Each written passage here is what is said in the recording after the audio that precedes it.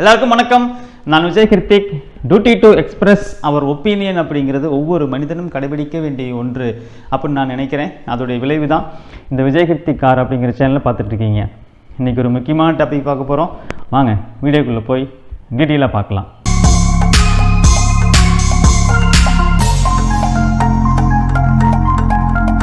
இப்போது ஒரு 4 நாளைக்கு முன்னாடி பார்த்தீங்கன்னா ஒரு பரபரப்பான செய்தி. ஜிஎம்ஆர் அப்படிங்கிற ஒரு மோசடி கம்பெனி வந்து என்ன பண்ணாங்க, பணத்தை மக்களுக்கு சொன்னபடி கொடுக்காம ரிட்டர்ன்ஸ் வந்து அப்படி தரேன் இப்படி தரேன்னு சொல்லிட்டு என்ன பண்ணிட்டாங்கன்னா அவங்களுடைய செயலியை முடக்கிட்டு தலைமறைவாயிட்டாங்க அப்படின்னு சொல்லிட்டு மக்கள் எல்லாம் கோவையில் வந்து புகார் கொடுக்க ஒன்றாக திரண்டு அவர்களெல்லாம் வந்து புகார் கொடுத்ததை நம்மெல்லாம் பார்த்தோம். அது நிறையா பேர்த்துக்கு அது வந்து அந்த செய்தியெல்லாம் போய் சேர்ந்துருக்கும் அப்படின்னு நான் நினைக்கிறேன். அந்த நிறுவனம் வந்து கொடுத்ததனுடைய கமிட்மெண்ட் பார்த்தீங்க அப்படின்னா மிகவும் வந்து அபரிவிதமான வருமானத்தை கொடுப்போம் அப்படின்னு சொல்லிட்டு அவங்க வந்து கமிட்மெண்ட் கொடுத்துருக்குறாங்க. இந்த நிலைமை, அதாவது இன்றைக்கி ஜிஎம்ஆர் வந்திருக்கு, அப்புறம் இதே சேம் அதே டைமில் அதே நாளில் வந்து பார்த்திங்கன்னா சைமண்டன்ஸாக வந்து போர்க்காட் அப்படிங்கிற அந்த நிறுவனமும் வந்து என்ன பண்ணியிருக்காங்கன்னா முடக்கிட்டாங்க. அதுவும் ஆப் எங்களை யாருக்கும் பணம் வரலன்னு சொல்லிட்டு போர்க்காட் குரு வந்து உறுப்பினர்கள் எல்லாம் வந்து டெலிகிராமில் வந்து ஒரு குரூப்பு ஆரம்பித்து அதில் வந்து நிறையா பேர் வந்து தன்னுடைய வசைபாடல்களை தன்னுடைய வந்து அவங்களுடைய குமுறல்களை எல்லாம் வந்து அதில் கொடுத்துட்டு இருந்தாங்க. ஒரு நபர் போர்க்காட்டில் ஆல்ரெடி அவரும் இன்வெஸ்டராக இருக்கிறாரு. அவர் வந்து அந்த போர்க்காட்டோட டீட்டெயில்ஸை எனக்கு அனுப்பிச்சு இதையும் கொஞ்சம் பேசுங்கண்ணான்னு சொல்லிட்டு எனக்கு அனுப்பிச்சிட்டே இருக்கிறாரு. அந்த குரூப்புடைய லிங்க் எனக்கு அனுப்பிச்சாரு. நானும் அந்த குரூப்பில் போய் ஜாயின் பண்ணி அந்த குரூப்பில் உள்ளவங்களுக்கு கூட நான் ஒரு வாய்ஸ் மெசேஜ் போட்டேன். இது மாதிரி யாராவது வந்து இதில் பாதிக்கப்பட்டவர்கள் நீங்கள் இதை பற்றி சொல்லணும் அப்படின்னு நினைக்கிறீங்க அப்படின்னா நீங்கள் எனக்கு கால் பண்ணுங்கள். நம்ம ஒரு வாய்ஸ் ஓவர் ரெக்கார்டு பண்ணி கூட என்ன பண்ணலாம், நம்ம வந்து அதை வீடியோவை வெளியிடலாம் அப்படின்னு சொல்லிட்டு நம்ம வந்து அவர்கிட்ட சொன்னோம். ஆனால் அந்த நபர் யாருன்னா நமக்கு அந்த போர்க்காட் டீட்டெயிலெலாம் கொடுத்தாரு இல்லையா, அந்த நபர் வந்து எனக்கு மறுபடியும் கால் பண்ணி பேசும்போது அவர் சொன்னார், ஆனால் நானும் நிறைய பேர்த்துட்டு கேட்டேன்னா எல்லாருமே என்னங்கிறேன், இதை போய் என்னப்பா அதை பற்றி பேசிகிட்டு இருக்கிறது, அதை பற்றி பேசிட்டு அதையே மனசில் போட்டு ஒட்டிக்கிட்டு அதை தூக்கி போட்டு நம்ம அடுத்த வேலையை பார்ப்போம், போனது போச்சுன்னு ஆச்சு, நம்ம எதை பற்றி பேசி என்ன ஆக போகுது அப்படின்னு சொல்லிட்டு அவர் சொல்கிறாருண்ணா அப்படின்னாங்க. இப்போ இதில் தான் ஒரு முக்கியமான விஷயம் நம்ம பார்க்கணும். என்னென்னா அவ்வளோதான், நம்ம ஏமாற்றப்பட்டுட்டோம், நம்ம வந்து இதை போய் வெளியில் போய் பேசிகிட்டு இருந்து என்ன ஆக போகுது அப்படின்னு சொல்லிட்டு தூக்கி போட்டு அவங்க போயிடுவாங்க. இது மாதிரியான வேலையை தான் செய்வாங்க மக்கள். மிஞ்சி போனால் என்ன பண்ணுவாங்க, எல்லாம் கூட்டமாக போய் சேர்ந்து இப்போ வந்து ஜிஎம்ஆரோடைய அந்த இன்வெஸ்டர்ஸ் எல்லாம் அதில் வந்து பணம் போட்டவங்கலாம் போய் இப்போ வந்து கேஸ் கொடுத்தாங்க இல்லையா, இந்த அளவுக்கு பண்ணுவாங்க. இவ்வளோ தான் பண்ண முடியும் அப்படிங்கிறது தான் அவங்களுடைய ஒவ்வொரு நிறுவனத்தினுடைய இது மாதிரி வந்து ஒரு எம்எல்எம் கான்செப்ட்லேயோ இல்லை ஸ்பான்சிக் கான்செப்ட்லேயோ இல்லை கவர்ச்சிகரமான ஒரு ஸ்கீம் எல்லாம் மக்களுக்கு கொடுத்து உங்களுக்கு வருமானம் கொடுக்க முடியும் அப்படின்னு சொல்லக்கூடிய இந்த கான்செப்டை முன்வைத்து நடத்தக்கூடியவங்க எல்லாருடைய இது என்னென்னா அதிகபட்சமாக என்ன பண்ணுவாங்க, ஒரு 10 பேரோ 100 பேரோ இல்லை ஒரு 500 பேரோ 1000 பேரோ ஒன்றாக திரண்டு என்ன பண்ணுவாங்க, மிஞ்சி போனால் கேஸ் கொடுப்பாங்களா, அதை நாம் தான் தலைமறைவாயிரம், இல்லை நாம் தான் அதை பார்த்துக்கிறதாச்சே, இல்லை நம்ம ஒன்றும் பண்ண முடியாது அப்படிங்கிற ஒரு நிலைமையில் அவங்க போயிடுவாங்க. அப்படி தான் நடக்குது. இதுதான் காலகாலமாக நடக்குது. இதே சூழ்நிலை இப்போ ஜிஎம்ஆர் அந்த நிறுவனத்துக்கு ஏற்பட்ட சூழ்நிலை மைவித்திரிக்கு வந்திருக்க வேண்டியது. மைவித்திரிய நபர்கள் பயங்கரமாக இன்வெஸ்ட்மெண்ட் பண்ணியிருக்கிறாங்க. எல்லாரும் வந்து ஒன்றாக திரண்டு அவர்களெல்லாம் என்ன பண்ணியிருக்கணும் அப்படின்னா இந்த கம்பெனி இழுத்து மூடுற ஸ்டேஜ் கண்டிப்பாக வந்திருக்கும். இது முன்னாடியே போய் கேஸ் கொடுக்கலாம். இப்போ ஜிஎம்ஆர் பற்றி தெரிந்திருந்து நம்ம வந்து ஃபஸ்ட்டே கேஸ் கொடுத்துருந்தோம் அப்படின்னா இப்போ ஜிஎம்ஆர் நிறுவனம் எஸ்கேப் ஆகிறதுக்கு முன்னாடியே அவங்கள என்ன பண்ணியிருக்கலாம், நம்ம வந்து ஒரு வளையத்துக்குள்ளே கொண்டு வந்திருக்கலாம். அவங்கள பற்றின ஒரு யார், அவங்களுக்கு பின்புலம் என்ன, அவர்களையும் நம்ம வந்து உதாரணத்துக்கு மைவித்திரி கேஸ் மாதிரி.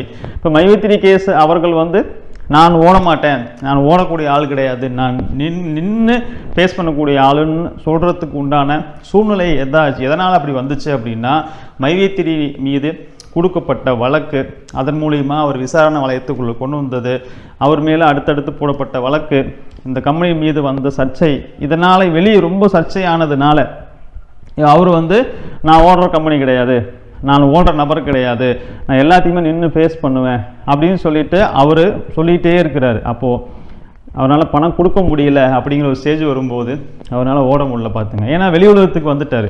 வெளி உலகத்துக்கு வந்துட்டதுனால அவர்னால என்னால் கொடுக்க முடியலன்னு சொல்லிட்டு ஓட முடியாது. ஏன்னா அந்த நிறுவனம் எங்கேருந்து வந்துச்சு, அதோடைய மதர் நிறுவனம், அதோடைய மதர் கம்பெனி யார், இப்போ விஜயராகவனும் அவருடைய மனைவியும் இவருடைய பின்புலம் என்ன, எல்லாமே அடுத்தடுத்து வெளியே வந்துடுச்சு. இப்போ அடுத்த நிறுவனத்தை நடத்தணும் அப்படின்னா புது முதலீட்டாளர்கள், அதாவது பணத்தை புதுசாக போடுறவங்க உள்ளே வரணுங்கும் போது இவர்கள் வந்து ஒரு என்ன சொல்கிறது, வெளியே வந்து நான் ஓட மாட்டேன், நான் ஸ்ட்ராங்காக நின்று கொடுப்பேன் அப்படின்னு ஒரு கமிட்மெண்ட்டை கொடுத்தாக வேண்டிய நிர்பந்தம் அவங்களுக்கு இருக்குது. அந்த நிர்பந்தத்துக்குள்ளே அவர் வந்துட்டார். அவர் வந்து எங்கேயும் எஸ்கேப் ஆக முடியாத ஒரு இடத்துக்குள்ளே வந்துட்டார். ஏன்னா இந்த நிறுவனத்தினுடைய உரிமையாளர் இவருடைய பாஸ் இவருடைய பின்புலம் என்ன, வந்து விஜயராகவன் அரெஸ்ட் பண்ணி அவரை வந்து ஒரு விசாரணை வளையத்துக்குள்ளே கொண்டு வந்த உடனே அவர் வந்து அன்பாந்த அப்படிங்கிற யூடியூப் சேனலில் போட்ட எல்லா வீடியோவும் எடிட் பண்ணிட்டார். இது மாதிரி நம்ம வந்து ஆக்சுவலாக மைவி3 அவர்களாக க்ளோஸ் பண்ணி, எப்படி ஜிஎம்ஆர் நிறுவனம் அவர்களாக க்ளோஸ் பண்ணிட்டு போனாங்களோ அது மாதிரி மைவி3 நிறுவனமும் அவர்களாக க்ளோஸ் பண்ணியிருந்தாங்க. அப்படின்னா இப்போ மக்கள் இன்னைக்கு என்ன நிலைமையோ, ஜிஎம்ஆரில் பணம் போட்டவங்க, ஃபோர்கார்ட்டில் பணம் போட்டவங்களுக்கு என்ன நிலைமையோ இதே நிலைமை தான் யாருக்கு வந்திருக்கும், மைவி3 நபர்களுக்கு எல்லாருக்கும் வந்திருக்கும். ஸோ இதில் நம்ம வந்து மக்கள் அவேர்னஸ் கிரியேட் ஆனதுனால பணம் உள்ளே போகிறது, கணிசமான அளவு பணம் உள்ளே போகிறது அப்படிங்கிறது வந்து பார்த்திங்கன்னா தடுக்கப்பட்டிருக்கு. பணம் உள்ளே வரலை அப்படிங்கும்போது தான் அவர்கள் பணத்தை கொடுக்கறத நிறுத்தினாங்க. இன்னமும் சொல்கிறாங்க மக்கள் வந்து பணத்தை வந்து வாங்கிட்டு தான் இருக்கிறாங்க, மக்களுக்கு பணம் போயிட்டு தான் இருக்குது அப்படின்னு. மனசாட்சி தொட்டு ஒவ்வொருத்தரும் இதில் வந்து அந்த உறுப்பினர்களை கேட்டால் தெரியும். நீங்கள் வந்து பெனிஃபிட் பார்த்தவங்களை, லீடர் கேட்டகரியில் உள்ளவங்க, ஸ்டோர் உரிமையாளர்களை, இவங்களெல்லாம் கேட்டால் அது உண்மை சொல்ல மாட்டாங்க. பணத்தை போட்ட அஸ் எ கன்சியூமராக, அதாவது கன்சியூமர் மீன்ஸ் இவங்க சொல்கிறது மைவி3 பொருளை தான் விற்கிறது, மைவி3 முதலீடு வாங்கலை அப்படின்னு சொல்கிறாங்க இல்லையா. அப்போது இவர்களை யார், நமக்கு பணம் போட்டு ஒரு மாதம் விட்ரா வாங்கினவங்க, இல்லை விட்ராவே வாங்காதவங்க, 2-3 மாதம் வாங்கினவங்க, இது மாதிரியான நபர்களை கேட்டால் தான் தெரியும் அவருடைய என்ன நிலவரம் அப்படின்னு சொல்லிட்டு. அப்போ யோசிச்சு பாருங்கள், இது மாதிரியான ஒரு சிக்கலுக்குள்ளே மக்கள் போய் மாட்டிக்குவாங்க. அவங்க வந்து அப்ஸ்கேண்ட் ஆனதுக்கப்புறம் இப்போ போய் எல்லாரும் எங்கே நிற்கிறாங்க, காவல்துறைகிட்ட தான் நிற்கிறாங்க. எப்படியாவது எனக்கு வாங்கி கொடுங்க.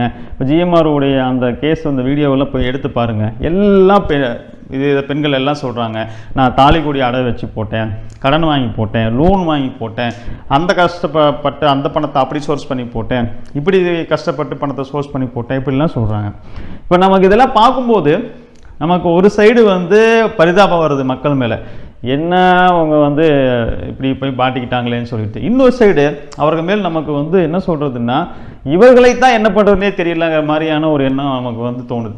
நம்ம அதாவது அந்த நிறுவனம் ஏமாத்துறான் அப்படிங்கிறது அவனுடைய பொழப்ப வச்சுருக்கிறான், ஆனால் ஏமாறுறதுங்கிறத இவங்க பொழப்ப வச்சுட்டு இருக்கிறாங்க. இவர்கள் என்னத்தான் செய்வது அப்படின்னு சொல்லிட்டு நமக்கு இவர்கள் மேலே வந்து வருத்தமும் ஒரு சைடு வருது, ஒரு சைடு வந்து சங்கடமும் வருது. என்ன நம்ம வந்து இவர்களுக்கு எடுத்துரைக்க முற்பட்டாலும் இவங்க மறுபடியும் இதே மாதிரியே பண்ணுறாங்களே, இவங்களுக்கு என்னதான் விழிப்புணர்வு கொடுத்தாலும் ஒரு பயனும் இல்லையோ அப்படிங்கிற ஒரு மன வருத்தத்தை நமக்கு ஏற்படுத்துது. இப்போ இந்த கேஸ் பார்த்தீங்க அப்படின்னா இதில் வந்து நம்ம வந்து ஜிஎம்ஆர் அந்த நிறுவனம் வந்து என்ன சொல்கிறாங்கன்னா, 3 லட்சம் வரைக்கும் நீங்கள் முதலீடு பண்ணீங்கன்னா தினமும் 10,500 ரூபா வரைக்கும் நீங்கள் என்ன பண்ணலாம், ஏர்னிங் எடுக்கலாம் இதில் அப்படின்னு சொல்லிட்டு கமிட்மெண்ட் கொடுத்துருக்காங்க. 3 லட்சம் ரூபா இப்போ நீங்கள் வந்து இன்வெஸ்ட்மெண்ட் பண்ணலாம். இதே கம்பேர் டு மைவி3 போனீங்கன்னா நீங்கள் 1,20,000 ரூபா சம்திங் பே பண்ணுறீங்க. இதே 3 குரோன் மெம்பரை கொண்டு வந்தீங்க அப்படின்னா நீங்கள் ஒரு நாளைக்கு கிட்டத்தட்ட வந்து 3×12 ஒரு 1,300 ரூபா 1,400 ரூபா ஏர்ன் பண்ண முடியும். ஆனால் இதில் வந்து பார்த்தீங்கன்னா நீங்கள் 3 லட்சம் இன்வெஸ்ட்மெண்ட் பண்ணீங்கன்னா 10,500 ரூபா வரைக்குமே ஒரு நாளைக்கு என்ன பண்ண முடியும், நீங்கள் வந்து இன்வெஸ்ட்மெண்ட், அதாவது ரிட்டர்ன்ஸ் எடுக்க முடியும் இன்வெஸ்ட்மெண்ட் பண்ணதுக்கு. இந்த நிறுவனத்தை வந்து நடத்தினது ஒரு பெண், அவங்க பேர் வந்து மைதீன் பரிதா அப்படிங்கிறவங்க தான் இந்த நிறுவனத்தை நடத்துகிறாங்க. இதில் வந்து ஆப்பில் அவங்க கொடுக்கக்கூடிய டாஸ்க்லாம் கம்ப்ளீட் பண்ணோம் அப்படின்னா அவர்களுக்கு பணம் வரும் அப்படிங்கிறது தான் இதில் சொல்லப்படுது. இதில் வந்து 1,700 ரூபா முதலீடு பண்ணிங்க அப்படின்னா ஒரு நாளைக்கு உங்களுக்கு 70 ரூபா கிடைக்கும். 4,700 ரூபா முதலீடு பண்ணிங்கன்னா ஒரு நாளைக்கு 120 ரூபா கிடைக்கும். நீங்கள் வந்து 5,700 ரூபா முதலீடு பண்ணீங்க அப்படின்னா ஒரு நாளைக்கு உங்களுக்கு 540 ரூபா கிடைக்கும். இப்போ நீங்கள் 1,21,000 சம்திங் முதலீடு பண்ணால் தான் அங்கே உங்களுக்கு 450 ரூபா கிடைக்கும். இங்கே நீங்கள் 5,700 ரூபா முதலீடு பண்ணாவே உங்களுக்கு ஒரு நாளைக்கு 540 ரூபா வரைக்கும் கிடைக்கும். 51,700 ரூபா நீங்கள் முதலீடு பண்ணீங்க அப்படின்னா ஒரு நாளைக்கு 2000 ரூபாய் வரைக்கும் உங்களுக்கு வருமானம் கிடைக்கும். முதல்ல சொன்ன மாதிரி 3 லட்சம் ரூபாய் நீங்கள் இதில் வந்து டாப் கேட்டகரி, அது எப்படி குரோன் மெம்பர் தான் டாப் லெவலோ அது மாதிரி இதில் அந்த 3 லட்சம் ரூபாய் இருக்கக்கூடிய அந்த பேக்கேஜ்குள்ளே போனீங்க அப்படின்னா உங்களுக்கு ஒரு நாளைக்கு 10,500 ரூபாய் உங்களுக்கு என்ன கிடைக்கும், ப்ராஃபிட்டாக கிடைக்கும், லாபமாக கிடைக்கும். அப்போ நீங்கள் 3 லட்ச ரூபா இன்வெஸ்ட்மெண்ட் பண்ணுறீங்க, ஒரு நாளைக்கு 10,000 ரூபா எடுத்துட்டிங்கன்னா 10,500 ரூபாய் யோசிச்சு பாருங்கள், 10 நாளைக்கு என்னாச்சு. அப்போது ஒரு மாதத்தில் நீங்கள் போட்ட பணத்தை எடுத்துடுறீங்க, அதுக்கப்புறம் வரதெல்லாம் உங்களுக்கு லாபம் தான் அப்படிங்கிற அந்த ஆசையில் தான் எல்லாரும் மக்கள் உள்ளே போகிறாங்க இல்லையா. இது என்ன ஆகுது, நமக்கு பேராசை பெருநஷ்டம் அப்படிங்கிறது காலங்காலமாக சொல்லப்பட்டிருக்கு. இப்போ நமக்கு வந்து உங்களை ஏமாற்றணும் அப்படின்னு சொல்லிட்டு ஒருத்தர் வந்து அப்ரோச் பண்ணாருன்னா நம்ம ரொம்ப விழிப்போடு இருப்போம். அப்படிலாம் ஏமாந்துட மாட்டோம், இப்படிலாம் பண்ண மாட்டோம், அப்படிலாம் பண்ண மாட்டோம் அப்படின்னு சொல்லிட்டு நம்மக்கிட்ட ஒருத்தர் திருட வரான் ஒரு பொருளுங்கும்போது நம்ம எந்த அளவுக்கு பாதுகாப்பாக இருப்போம். ஆனால் இவங்க நம்ம மனசில் ஆசையை தூண்டி நம்ம மனசை திருடிடுறாங்க. இவங்களுக்கு இவ்வளோ வருமானம் வருங்க, அவ்வளோ வருமானங்க வருங்கன்னு சொல்லிட்டு கடன் வாங்கியாவது இதில் போடணும் அப்படிங்கிற அந்த ஆசை வார்த்தை உங்களுக்கு என்ன பண்ணிடுதுன்னா கடன் வாங்கி கூட உங்களை போட வச்சிருது. அந்த அளவுக்கு உங்களுக்கு வந்து ஆசையை தூண்டும் போது ஒரு மனிதன் சாதாரணமாக என்ன ஆயிடுவான், ஏமாந்துருவான் அப்படிங்கிறது இது இவங்களுடைய ஸ்ட்ராட்டஜியாக இருக்குது. இது எத்தனை நிறுவனம் இது வரைக்கும் வந்துருச்சு, எத்தனை நிறுவனம் மோசடி பண்ணிட்டு போயிட்டாங்க, எத்தனை பேர் இது மாதிரியான சம்பவங்களை தொடர்ந்து ஈடுபட்டுக்கிட்டே இருக்காங்க. ஆனாலும் மக்கள் என்ன பண்ணுறாங்கன்னா மீண்டும் மீண்டும் மீண்டும் போய் இதில் வந்து பொதுமக்கள் ஏமாந்துட்டே இருக்கிறாங்க. இதில் பெரும்பாலும் மக்கள் சொல்கிறது என்னென்னா, சார் நான் வந்து தாலிக்குடி வச்சு போட்டேங்க, இல்லை அதை வந்து வெளியே வந்து கடன் வாங்கி போட்டிருக்குங்க, இந்த மாதிரியான செயல்களையே தான் மீண்டும் மீண்டும் செய்கிறாங்க. இப்போ 2 மாதம் மற்றும் பணம் வந்து கம்பெனி கொடுத்ததாகவும் அதுக்கப்புறம் வந்து கம்பெனி வந்து க்ளோஸ் பண்ணிடுவோம், அதனால் நெக்ஸ்ட் பிளானுக்கு நீங்கள் வாங்கன்னு ஃபோர்ஸ் பண்ணி, அதாவது அவங்க வந்து ஒரு சின்ன ஒரு பேக்கேஜ் எடுத்துக்கிறாங்க அப்படின்னா நீங்கள் வந்து அடுத்த பேக்கேஜுக்கு வந்துடுங்க அப்படின்னு சொல்லிட்டு அவங்கள ஃபோர்ஸ் பண்ணி அடுத்தடுத்த பேக்கேஜுக்குள்ளே அவங்கள வந்து வர வச்சதாகும். இதில் வந்து 200க்கும் மேற்பட்ட மெம்பர்ஸ் வந்து பார்த்திங்கன்னா கிட்டத்தட்ட 1 லட்ச ரூபாய்க்கு மேலே முதலீடு பண்ணியிருக்கிறாங்களாம். இதுதான் நம்ம இந்த இடத்துல வந்து மையத்திரி கேஸையும் நீங்கள் வந்து ஜிஎம்ஆரையும் வந்து கம்பேர் பண்ணி பாருங்கள். ஜிஎம்ஆர் நிறுவனத்துக்கு 200 பேர் 1 லட்சத்துக்கு மேலே முதலீடு பண்ணியிருக்கிறாங்க. அதுவே நீங்கள் மையத்திரிக்கு வந்தீங்கன்னா 1 லட்ச ரூபாய்க்கு மேலே 1,20,000 ரூபாய்க்கு சம்திங்கில் கிட்டத்தட்ட 2 லட்சம் பேர் வந்து முதலீடு பண்ணியிருக்கிறதா சொல்கிறாங்க. இப்போ இந்த நிறுவனம் ஒரு ஆண்டு பக்கம் கூட பெருசாக தாக்கு பிடிக்கல, ஆனால் மைவித்திரி நிறுவனம் 3 ஆண்டுக்கு மேலே தாக்கு பிடிச்சிருக்கிறாங்க. இது நியோமேக்ஸ் அப்படிங்கிற ஒரு நிறுவனம் கிட்டத்தட்ட 13 வருஷம் தாக்கு பிடிச்சிருக்கிறாங்க. இப்போ யோசிச்சு பாருங்கள், இப்போ இவர்களுடைய அதாவது அந்த அந்த கெப்பாசிட்டி, இவர்கள் வந்து பணத்தை வந்து ஒரு முதலீடு பணத்தை உள்ளே வைத்து கொண்டு பணம் வெளியே உள்ளே இருந்து வருதோ கொஞ்சம் தாமதம் ஆகுதோ, அதை மக்கள்கிட்ட இருந்து பணம் உள்ளே வருதோ தாமதம் ஆகுதோ, ஆனால் நம்மக்கிட்ட இருக்கிற பேக்கப் பணத்தை வச்சு நம்ம கொடுத்துட்டே இருக்க ரொட்டேஷன், நமக்கு ரொட்டேஷனுக்குன்னு ஒரு பேக்கப் நம்ம வச்சுக்கிட்டோம் அப்படின்னா கொடுத்துட்டு இருக்க தான் நிறைய பேர் உள்ளே வருவாங்க. அப்போது அவங்க என்ன பண்ணுறாங்கன்னா 3 வருஷம் தம் பிடிக்கிறாங்க, 3 வருஷம் அவங்களுடைய பேக்கப் கெப்பாசிட்டி இருக்குது. இதே நியோமேக்ஸை நீங்கள் எடுத்துக்கிட்டீங்க அப்படின்னா நியோமேக்ஸ் 13 வருஷம் அவங்க வந்து பேக்கப் கெப்பாசிட்டியோட வச்சு என்ன பண்ணுறாங்க, ஒரு கேம் விளையாடுறாங்க. இப்போது அதாவது வந்து ஒரு சின்ன லெவலில் பிஸ்னஸ் பண்ணுறவங்க, அதுவே கொஞ்சம் பெரிய லெவலில் பண்ணுறவங்க, அப்புறம் பெரிய லெவலில் பண்ணுறவங்க, அப்புறம் பெரிய லெவலில் பண்ணுறவங்கன்னு இருப்பாங்க இல்லையா. ஸோ அவங்களுடைய அந்த ஹோல்டிங் கெப்பாசிட்டி, நமக்கு பிஸ்னஸ்ங்கிறது முன்ன பின்ன இருக்கும். நம்ம வந்து இந்த அவங்க ஒரு பிளான் போடுவாங்க, அந்த பிளான் பிரகாரம் இந்த மாதம் 100 பேர் கொண்டு வரலாம், அடுத்த மாதம் இன்னொரு அந்த 100 வந்து அப்படியே பல மடங்கு ஆக்கலாம் அப்படின்னு அவங்க ஒரு பிளான் வச்சு மக்கள்கிட்ட அணுகுவாங்க. அந்த ப்ராசஸ், அந்த பணம் உள்ளே வரக்கூடிய அந்த ப்ராசஸ்ங்கிறது முன்ன பின்ன ஆகும். இதுதான் பிஸ்னஸில் ஒரு வியாபாரம். சம்டைம் டக்குன்னு போகும், சம்டைம் ஸ்லோ ஆகும், சம்டைம் பிக்கப் ஆகும். அந்த கிராஃபுங்கிறது ஏறி போகும் இல்லையா பிஸ்னஸில். அந்த கிராஃபுங்கிறது இப்படி ஏறி வந்தாலும் இவங்ககிட்ட இருக்கிற பேக்கப்பை வச்சு என்ன பண்ணுறாங்கன்னா அதை பேலன்ஸ் பண்ணுறதுக்கு முற்படுறாங்க. அப்போது அவங்கக்கிட்ட ஒரு பேக்கப் பணத்தை வச்சுக்கிட்டு மைவித்திரி என்ன பண்ணுறாங்க, ஒரு கேம் ப்ளே பண்ணுறாங்க. குரோம் மெம்பராவோ கலந்து குரோம் மெம்பராவோ, இல்லை டைமண்ட் மெம்பராவோ, இல்லை கோல்டு மெம்பராவோ, சில்வர் மெம்பராவோ, இல்லை பிஎம் மெம்பராவோ, ஓஎம் மெம்பராவோ மாறி மக்கள் உள்ள அந்த ஸ்கேல், அந்த கிராஃபுங்கிறது என்ன ஆகும், உள்ளே வரக்கூடிய அந்த ரேஷியோங்கிறது கலந்து இருக்கும். அப்போது நம்மக்கிட்ட ஒரு பேக்கப் இருந்துச்சுன்னா இதை கொடுக்குறோம், அடுத்தது பணம் அப்படியே ரொட்டேஷனில் உள்ளே வந்துடுது, மறுபடியும் அதை கொடுக்குறோம். அப்படியே ஒரு பேக்கப் பணத்தை வச்சுக்கிட்டே அவங்க பண்ணும்போது இவங்கனால 3 வருஷம் தாக்கு பிடிக்க முடிஞ்சிருக்கு. இப்போது மைவி3 மேலே ஒரு அலிகேஷன் வந்து அது ப்ராப்ளம் ஆகலை அப்படின்னா அது என்ன இருக்காதுன்னா இன்னமும் மக்கள் நிறைய பணத்தை உள்ளே போட்டிருப்பாங்க. அந்த 3 வருஷம் அப்படிங்கிறது மேபி அவங்க இன்னொரு 3 வருஷம் இல்லை இன்னும் ஒரு 4 வருஷம் இல்லை இன்னும் ஒரு 5 வருஷம் கூட என்ன பண்ணலாமா, நியூமேக்ஸ் மாதிரி ஒரு 13 வருஷம் கூட அவங்களும் தாக்கு பிடிச்சிட்டு கொண்டு போயிட்டே இருக்கலாம். இன்னும் நிறையா வருஷம் ஸ்டாண்டர்டாக நிற்கிறாங்க. அப்படிங்கும்போது இவங்களுக்கு பணம் உள்ளே வர்றது அப்படிங்கிறது வந்துக்கிட்டே தான் இருக்கும். அப்புறம் என்ன ஆகும், ஒரு ஸ்டேஜ் மேலே இந்த நிறுவனம் மாதிரி இப்போ வந்து ஜிஎம்ஆர் நிறுவனம் எப்படி ஸ்டாப் பண்ணிட்டு போனாங்களோ அவங்களும் அந்த இவங்களுடைய ஸ்டேஜ் இது, அவங்களுடைய பேக்கப் ஸ்டேஜ் அது, அவங்களுடைய கெப்பாசிட்டி அது, இவங்களுடைய கெப்பாசிட்டி இது அப்படிங்கிற மாதிரி இவர்கள் வந்து ஸ்டாப் பண்ணிட்டு போயிடுவாங்க அப்படின்னு தான் நாம் மக்களுக்கு வலியுறுத்திக்கிட்டே இருக்கோம். இந்த கேஸு ஜிஎம்ஆர் கேஸு மாதிரியே மக்கள் கொஞ்சம் நம்ம வந்து விழிப்புணர்வு ஏற்படுத்தாமல் இருந்திருந்தால் இதே நிலைமை மக்களுக்கு வந்திருக்கும். இந்த ஜிஎம்ஆர் நிறுவனத்தில் வந்து பார்த்திங்கன்னா இந்த ஜிஎம்ஆர் ஆப்பு ஒருத்தர் மூலம் இன்னொருத்தருக்கு பரவுது. இப்போ இதுதான் மைவி3 கேஸ் மாதிரியே அதே தான். சார் இப்படி ஒரு ஆப் இருக்குது, அக்கா இப்படி ஒரு ஆப் இருக்குது, அண்ணா இப்படி ஒரு ஆப் இருக்குது, இப்படி ஒரு நீங்கள் வந்து வருமானம் போட்டால் பண்ணலாம் அப்படின்னு சொல்லிட்டு இதெல்லாம் யார் மூலியமாக கொண்டு போய் சேர்க்குறாங்கன்னா ஒருத்தர் மூலியமாக கொண்டு போய் நீங்கள் சேருங்க 4 பேர்கிட்ட, உங்களுக்கு என்ன ஆகும், அதனால் வந்து ஒரு கமிஷன் வரும். அப்படிங்கும்போது தாராளமாக என்ன பண்ணுவாங்க, எல்லாருமே அதில் வந்து இறங்கி வேலை செய்ய ஆரம்பிச்சிருவாங்க.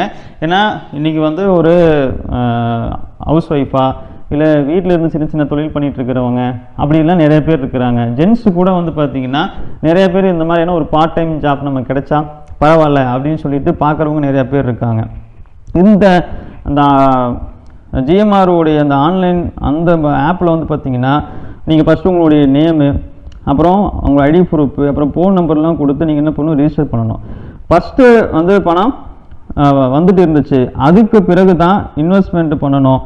அதாவது பணம் வந்து இன்றைக்கி வரும் நாளைக்கு வரும். அதாவது ஃபஸ்ட்டு என்னென்னா ஃபஸ்ட்டு வந்து அவர்கள் எப்படி நம்ம வந்து ஓஎம் அப்படிங்கிற ஒரு ஓப்பன் கேட்டகரியை வைத்து அவர்கள் வந்து அந்த பணத்தை மக்களுக்கு வந்து கொடுத்து உள்ளே இருக்கிறாங்களோ அது மாதிரி இவர்களும் ஃபஸ்ட்டு வந்து என்ன பண்ணியிருக்கிறாங்கன்னா பணத்தை வந்து கொடுத்துருக்குறாங்க. அதுக்கப்புறம் தான் மக்களுக்கு ஒரு ஆர்வம் வருது, இதில் போய் பணத்தை உள்ளே போடலாம் அப்படின்னு சொல்லிட்டு உள்ளே போட்டு இது மாதிரி. ஏன்னா அவர்களுக்கு பணம் கொடுக்க வேண்டிய விகிதாச்சாரம் அதிகம் ஆகும்போது அவர்கள் வந்து ஒரு லாபத்தையும் பார்க்கணும், அதே சமயம் என்ன பண்ணணும் அப்படின்னா இது வந்து பிஸ்னஸை ரன் பண்ணணும், அடுத்தடுத்த பல வருஷம் இதை கொண்டு போகணும் அப்படின்னு அவங்க பிளான் பண்ணி அவங்ககிட்ட ஒரு முதல் சொன்ன ஒரு பேக்கப் இருந்துச்சுன்னா அவர்கள் அப்படியே வந்து உள்ளே வர்றது வெளியே கொடுக்குறது உள்ளே வர்றது வெளியே கொடுக்குறது பண்ணிக்கிட்டே இருப்பாங்க. இவர்கள் வந்து ஓகே நம்ம அவங்களுடைய சீலிங் வச்சுக்கோங்க, ஓகே நமக்கு வந்து இவ்வளோ பணம் உள்ளே வந்துருச்சு, இவ்வளோ பணம் நம்ம கொடுக்க வேண்டியது இருக்குது, இவ்வளோ பணம் ஆல்ரெடி கொடுத்துருக்குறோம், இப்போ இவ்வளோ கையில் இருக்கா, இப்போ நமக்கு மைவி3 கேஸ் ப்ராப்ளம் ஆகிடுச்சு, ஃபோர்காட் வந்து ப்ராப்ளம் ஆகிடுச்சு. ஏன்னா மைவி3 கேஸ் ப்ராப்ளம் ஆன உடனே இப்போ எல்லாருமே வந்து உஷாராகிறாங்க. ஏன்னா நமக்கும் நாளைக்கு இந்த நிலைமை தான் வரும், கண்டிப்பாக இது வந்து நமக்கு ஒரு பெரிய ப்ராப்ளம் ஆகும் அப்படின்னு சொல்லிட்டு பாருங்கள். அவரை மைவி3 எம்டி திரு சத்யானந்தா அவர் போய் சரணடைஞ்சார் இல்லையா, அவருக்கு பெயில் கிடைக்காது, அவர் தான் சரணடைஞ்சு தான் ஆகணும், விசாரணைக்கு வந்து தான் ஆகணும்னு அந்த சுச்சுவேஷன் வரும்போது இந்த ஜிஎம்ஆர்லாம் வெளியே வந்துருச்சு, அதே மாதிரி ஃபோர்காட்டும் வெளியே வந்துருச்சு. இப்போ என்ன சூழ்நிலை, இதை நாம் இந்த ஸ்டேஜில் ஸ்டாப் பண்ணிட்டு போனால் தான் நம்மளால் ஏதாவது சம்திங் பார்க்க முடியும் போது இந்த மைதீன் அந்த லேடி வந்து பார்த்திங்கன்னா துபாய் எஸ்கேப் ஆகிட்டாங்க அப்படின்னு சொல்லிட்டு தகவல் சொல்லப்படுது. இதைத்தான் நாம் அப்போ இருந்து சொல்கிறோம், இந்த நிலைமை வந்துருங்கன்னு சொல்லிட்டு நம்ம சொல்கிறோம். ஸோ மக்களே நீங்கள் போய் ஜிஎம்ஆர் நிறுவனத்தினுடைய அந்த அப்டேட் எல்லாம் பாருங்கள், ஃபோர்காட் அப்படிங்கிற அந்த நிறுவனத்தினுடைய அப்டேட் எல்லாம் பாருங்கள். மைவி3 நண்பர்கள் உஷாராயிக்கோங்க, இப்போவாவது விழித்து போங்க. இன்னும் நிறையா பேர் உங்களை வந்து கன்ஃபியூஸ் பண்ணிட்டு இருக்கிறாங்க, நிறைய பேர் உங்களை குழப்பிட்டு இருக்கிறாங்க. அவர் வந்து தலைமறைவாக இருந்ததும் ஒரு பெரிய பாசிட்டிவான விஷயந்தான். அவர் வந்து அந்த வழக்கை வந்து சந்திப்பதற்காக இப்போ போய் சரணடைஞ்சதும் ஒரு பெரிய விஷயந்தான், நல்ல விஷயந்தான். அப்புறம் ஜிஎஸ்டிலாம் கட்டாமல் வச்சுருந்ததும் நல்ல விஷயந்தான்னு சொல்லிட்டு தி கேடிவியில் கார்த்திக் பிள்ளை அப்படிங்கிறவர் உளறிட்டு இருக்கிறார். அப்புறம் இன்னும் கானாவா அப்படிங்கிற ஒரு டிவியில் ஒரு சகோதரி பேசுகிறாங்க, பணமே வராட்டி பரவாயில்ல, எம்டி வந்து நல்லபடியாக அவர் ஆரோக்கியமாக இருந்தால் போதும் அப்படின்னு சொல்லிட்டு தான் மைவி3 அன்பர்கள்லாம் நினைப்பாங்க அப்படின்னு சொல்கிறாங்க. இது உண்மையா? அவங்க சம்பாரிச்சவங்க அவங்க பேசுகிறாங்க, சார் பணம் வராட்டி பரவாயில்ல சார், நீங்கள் நல்லபடியாக இருங்க போதும் அப்படின்னு சொல்லிட்டு அந்த அக்கா வந்து சொல்கிறாங்க. அப்படி எல்லாம் நினைக்கிறாங்க அப்படின்னு சொல்லிட்டு தான் எம்டி பாதுகாப்பாக இருந்தால் போதும்னு நினைக்கிறாங்கன்னு தான் எல்லாரும் வந்து நினைப்பாங்க அப்படின்னு சொல்லிட்டு அந்த அக்கா சொல்கிறாங்க. இது உண்மையா? யோசிச்சு பாருங்கள். இப்போ எப்படியெல்லாம் வந்து அப்படியே டைவர்ட் ஆகுது பாருங்கள். இப்போ அவர் வந்து ஒரு மாதிரி டல் ஆகிட்டார், ஆளே ஒரு மாதிரி உடம்புலாம் இழைச்சி போச்சு, ஒருவேளை அவருக்கு வந்து இந்த பதுங்கி இருந்ததில்லை, ஒளிஞ்சு இருந்ததில் வந்து உடம்பு கெட்டு போச்சா, இதெல்லாம் தெரியல. இப்போ என்ன ஆயிடுச்சுன்னா அவர் இருந்தாருன்னா போதும் அப்படிங்கிற மாதிரி தான் நினைக்கிறாங்க அப்படின்னு சொல்லிட்டு மக்கள் நினைக்கிறதா அவங்களாம் சொல்கிறாங்க. இதெல்லாம் வந்து இவங்க செய்யக்கூடிய என்ன சொல்கிறது வந்து அபத்தமான ஒரு செயல்கள். இதையெல்லாம் பார்த்து இன்னமும் காலதாமதம் பண்ணி இன்னும் விரயம். இப்போ பாருங்க, ஜிஎம்ஆர் அவங்க போய் கேஸ் கொடுத்துருக்காங்க. மைவித்திரி கேஸில் நீங்கள் தான் அதை முடிவு எடுக்கணும். உங்களுக்கு வேணும், இதை யாரா போய் பார்த்துட்டு இதெல்லாம் பண்ணிட்டு இருக்கிறான் அப்படின்னு 1,20,000 ரூபா போனால் போகுது அப்படின்னு சொல்லிட்டு நீங்கள் விட்டுட்டு அடுத்த வேலையை பார்க்குறதா இருந்தாலும் கூட விட்டுட்டு போய் என்ன வேலையோ அடுத்த வேலையை பாருங்கள். இல்லை எனக்கு அதை லாப பணமெல்லாம் வேண்டாம், போட்ட காசாவது எனக்கு அசலாவது வரட்டும்னு நினைக்கிறவங்க இப்போ இந்த ஜிஎம்ஆர் கேஸில் எப்படி இவர்கள்லாம் ஒன்று திரண்டு அவர்கள் வந்து இப்படி ஒரு வழக்கை வந்து முன் வந்து கொடுத்தாங்களோ அது மாதிரி நீங்களும் பண்ணால் தான் உங்களுக்கு பெனிஃபிட் கிடைக்கும். அதாவது உங்களுடைய போட்ட பணமாவது வரும் அப்படிங்கிறத மக்கள் மறந்துட வேண்டாம், இதை நினைவில் வச்சுக்கோங்க. சரிங்களா? ஸோ யாரோ சொல்கிறதெல்லாம் போட்டு குழப்பிக்க வேண்டாம். உடனே நீங்கள் உங்களுக்கு உண்டான ஒரு சேஃப்டி இடத்துக்கு வரத்துக்கு உண்டான வழியை பாருங்கள். மீண்டும் சந்திக்கிறேன். எல்லாருக்கும் வணக்கம். பாய்.